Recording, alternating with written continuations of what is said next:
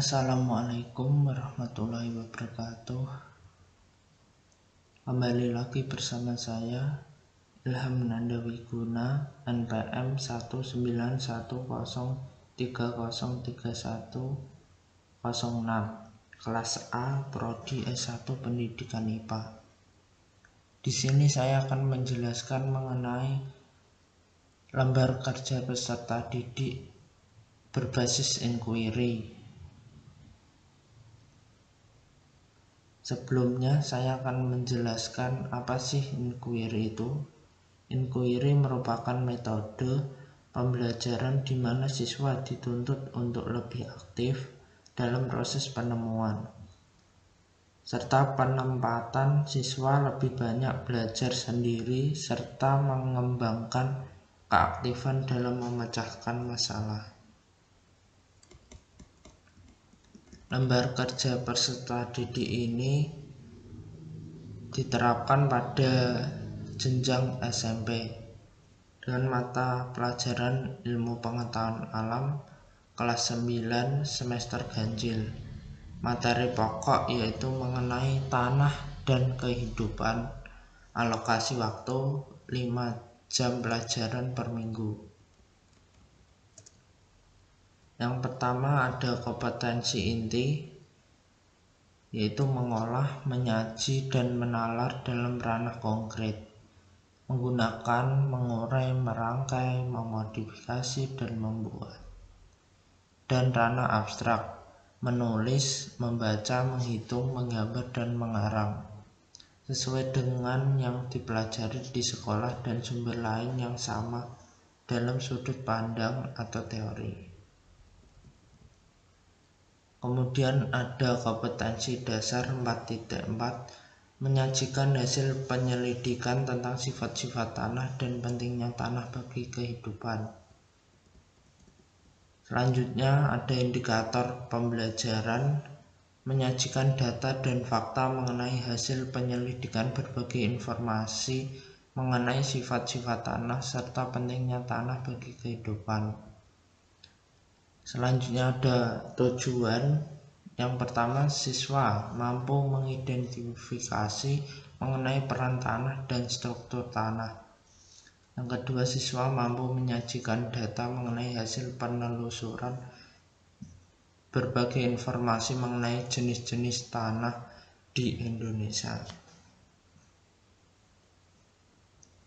Kemudian ada materi.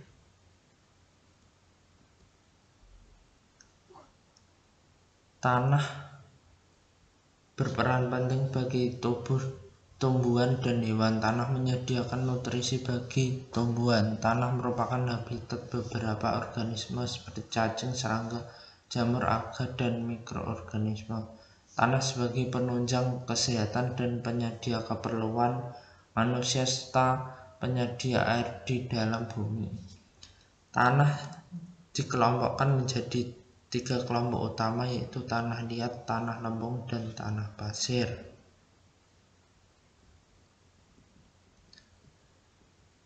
Selanjutnya ada aktivitas pembelajaran. Yang pertama mengenai orientasi masalah. Pada sekitar lingkungan sekolah dan rumah kita terdapat banyak sekali jenis-jenis tanah. Guru IPA memberikan tugas untuk mengidentifikasi mengenai berbagai macam jenis tanah. Identifikasi bagaimana cara mengetahui tanah tersebut merupakan jenis vulkanik, gambut, kapur, humus, dan lain-lain. Kemudian yang kedua ada rumusan masalah. Tulis rumusan masalah dari pernyataan tersebut di bawah ini. Kemudian yang ketiga ada hipotesis. Tulislah hipotesis dari rumusan masalah yang telah di bawah ini pada kolom. Yang keempat, mengumpulkan informasi. Sebelum menguji hipotesis, lakukan pencarian informasi terkait tentang rumusan masalah yang telah dibuat dan tuliskan informasi tersebut di bawah ini. Yang kelima, menguji hipotesis. Setelah mencari informasi terkait tentang permasalahan, lakukan pengamatan di lingkungan sekolah dan rumah untuk menguji hipotesis dan mengidentifikasi mengenai jenis-jenis tanah dalam kehidupan, dan tulislah data yang kalian dapat di bawah ini. Kemudian yang keenam, kesimpulan.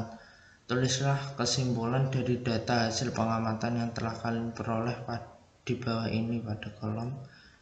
Kemudian ada evaluasi. Yang pertama, jelaskan macam-macam jenis tanah. Yang kedua, apa manfaat tanah bagi kehidupan. Yang ketiga, jelaskan mengenai tanah vulkanik. Fungsi dari evaluasi yaitu memperkuat penguatan materi mengenai materi yang telah dilakukan sebagai pengamatan. Sekian penjelasan saya mengenai LKPD. Apabila ada salah kata, saya mohon maaf. Assalamualaikum warahmatullahi wabarakatuh.